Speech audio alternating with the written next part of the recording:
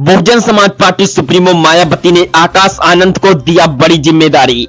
आकाश आनंद को पार्टी का मुख्य नेशनल कोऑर्डिनेटर बनाया गया है। लंबे समय से पार्टी के अंदरूनी कला के शिकार बने आकाश आनंद को पार्टी में बीते दिनों वापसी हुई थी।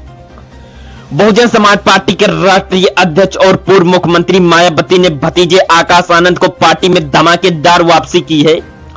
आकाश आनंद को बहुजन समाज पार्टी का मुख्य नेशनल कोऑर्डिनेटर बनाया गया है और दिल्ली में रविवार को हुई बैठक में बसपा सुप्रीमो मायावती ने यह फैसला लिया कि शनिवार पार्टी की बैठक में शामिल होने के लिए आकाश आनंद को मायावती के साथ पहुंचे थे। बीते दिनों आकाश आनंद की पार्टी में वापसी हुई थी, जिसके बाद से उम्मीद जताई जा रही थी कि जल्द से जल्द आकाश आनंद की वापसी बड़ी जिम्मेदारी मिल सकती है। रविवार को आकाश आनंद को बड़ी जिम्मेदारी सौंप दी गई और आकाश आनंद को बड़ी जिम्मेदारी सौंपते हुए बसपा प्रमुख मायावती ने बताया कि पूरे देश भर से आए हुए लोगों के सहमति से आकाश आनंद को बसपा का मुख्य नेशनल कोऑर्डिनेटर बनाने का फैसला लिया गया है। उन सबको आज बुलाया था कि वो कैसा उत्तर प्रदेश चाहते हैं। पिछले 15 साल का सूखा हक वंचित बहुजन समाज के खाते में आया है। पिछले 15 साल हो जाएंगे 2027 में कि वो जुल्म जातीय अन्याय अत्याचार के शिकार हो रहे हैं और सरकार की जो योजनाएं हैं वो भी ऊंचे मकान और फीके पकवान जैसी।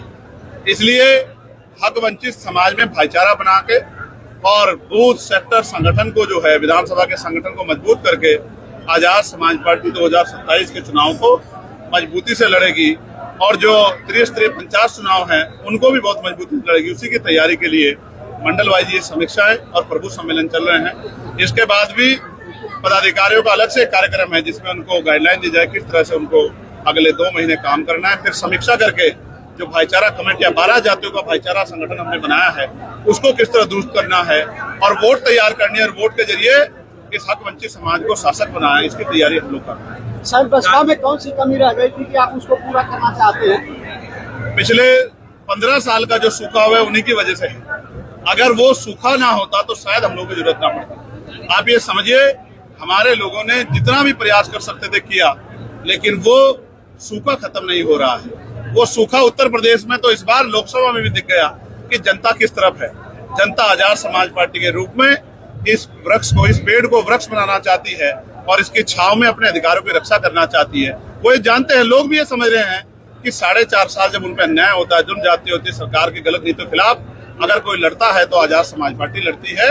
तो आजाद समाज पार्टी को ताकत देके उनको अपना और आने वाले अपनी नस्लों का भविष्य सुधारना है और मान सम्मान का जीवन प्राप्त करना है। आप अखबार उठा के देखो, रोज खबर आती है कि बहन बेटियों पे बलात्कार हो रहे हैं, रोज खबर आती है कि गरीबों की जमीन छीनी जा रही है, रोज खबर आती है कि लोगों को मार के लटकाया जा रहा है और वो परिवार ही सड़कों पे आंदोलन करते घूम रहे, कोई सुनने वाला नहीं।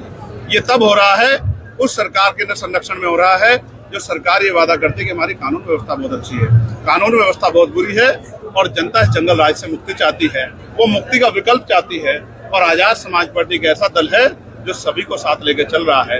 इसलिए मेरा विश्वास है कार्यकर्ताओं की मेहनत संघर्ष से आजाद समाज पार्टी ताकतवर होकर उत्तर प्रदेश की सत्ता में आएगी और 403 विधानसभाओं पे हमारा ये जो संघर्ष है वो तेजी से आगे बढ़ेगा। अगले 1.5 साल में हम अपने बूथ सेक्टर विधानसभा कमेटी को मजबूत करके विधानसभा की तैयारी को मजबूती से आगे बढ़ाएंगे। गठबंधन का कोई संबंध है कि नहीं? जनता से गठबंधन बहुत मजबूत है। जनता को वोट देनी है। पार्टियों का गठबंधन तो टूटता रहता है, पार्टियों के चक्कर में नहीं पड़ना है, जनता के हितों की रक्षा करनी है। क्या बसपा कभी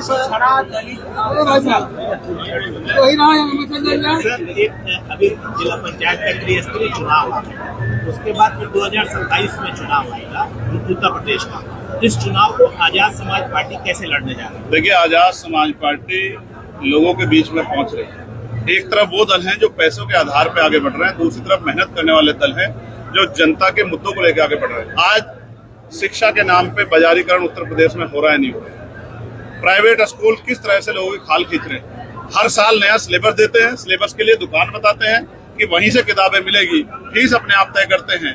गरीब अभिभावक परेशान है, सरकार ने कोई सुध नहीं। अस्पतालों में किस तरह की चोर बाजारी हो रही है, गरीबों की जेब काटी जा रही है, ये भी किसी छिपाव नहीं।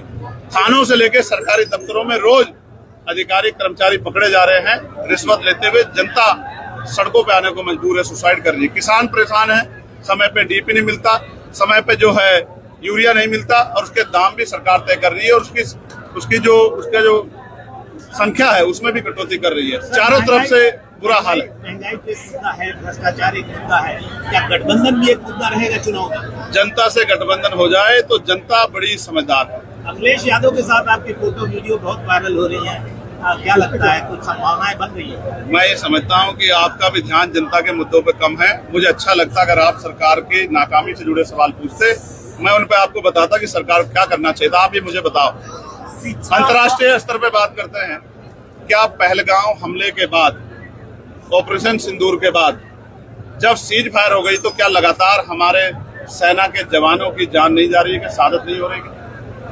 बिहार के 3 लालों को शहादत जो है, इम्तियाज साहब को, राम प्रसाद बाबू को, मनीष कुमार को जो है 14 तारीख को गोली लगी। तो ये कैसा सीज फायर? हम इतने कमजोर हो गए क्या? कितने मुट्ठी भर के देश से जो है डर बैठे?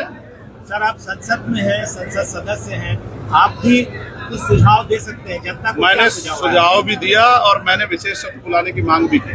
हमने सरकार को कहा कि आज पूरा देश खड़ा है, रोज रोज सैनिकों के और बॉर्डर पर रहने वाले हमारे लोगों के जान से खिलवाड़ नहीं होना चाहिए। सरकार को आतंकवाद का सख्त कदम उठाना चाहिए। लेकिन हमारे समझौते तो अब अमेरिका में बैठे अमेरिका के नेता करा रहे हैं। हम इतने कमजोर तो नहीं थे। हम तो तब भी कमजोर नहीं थे जब 20 साल पहले थे। अब तो हम आगे चल रहे हैं। सर, ऑपरेशन सिंदूर में एक सांसदों का डेलीगेशन जा रहा है, जिसपे बहुत राजनीति हो रही है, क्या चंद्रशेखर रावण को भी उस डेलीगेशन में होना चाहिए? नहीं, मुझे इस तरह का कोई जो है अभी इन्फॉर्मेशन नहीं है कि मुझे उसमें रखा गया है। हालांकि मैं ये भी बात स्पष्ट कर दूं कि डॉक्टर बाबा साहब अम्बेडकर ने कहा था कि हम अंत्य भारतीय हैं, हम प्रथम और अंत्य भारतीय। तो भारत की अस्मिता, भारत का सम्मान हमारे लिए सर्वप्रथम है, उसके बाद सब कुछ है। इसलिए सरकार से तमाम विरोध के बाद, उनके विचारों का विरोध, उनकी पॉलिसियों के विरोध के बाद भी हमने सरकार को विश्वास दिलाया कि आज देश के गौरव का समय, देश की अस्मिता पर हमला हुआ है, तो हम सब लोग हम देश के साथ खड़े, देश की सेना के साथ खड़े। सेना को लेकर जो जाति और धर्म के मामले भारी हो गए, मैं इससे सहमत नहीं हूँ। सेना की कोई जाति नहीं होती, सेना का कोई धर्म नहीं होता। इस तरह से हम सेना का अपमान हमें जाने में नहीं करना चाहिए। सेना के जवान हैं और उन पे हमें गर्व है, क्योंकि वो वहाँ लड़ रहे हैं। इसी वजह से हम यहाँ सब उनसे बैठ के मीडिया से बात कर रहे हैं। शिक्षा, स्वास्थ्य, रोजगार पर न तो पक्ष बात करना चाहता है, न विपक्ष बात करना चाहता है। इसके क्या? हम तो लगातार पार्लियामेंट में बात कर रहे हैं। हमने एजुकेशन पॉलिसी बताई कैसे होनी चाहिए, और हमने हेल्थ पॉलिसी बताई जिससे गरीबों की जेब नहीं कटेगी और सबको अच्छा इलाज और अच्छी एजुकेशन व्यवस्था होगी। हमने तो पार्लियामेंट में बात रखी सर, लेकिन सरकार उस पॉलिसी को लागू नहीं करेगी जिससे जनता को फायदा हो। सरकार उस पॉलिसी को लागू करेगी जिससे पूंजीपतियों को फायदा हो। उसने शशि थरूर के नाम के जो सबसे आगे आ गया है, उसको लेकर कांग्रेस लगातार विरोध कर रही है।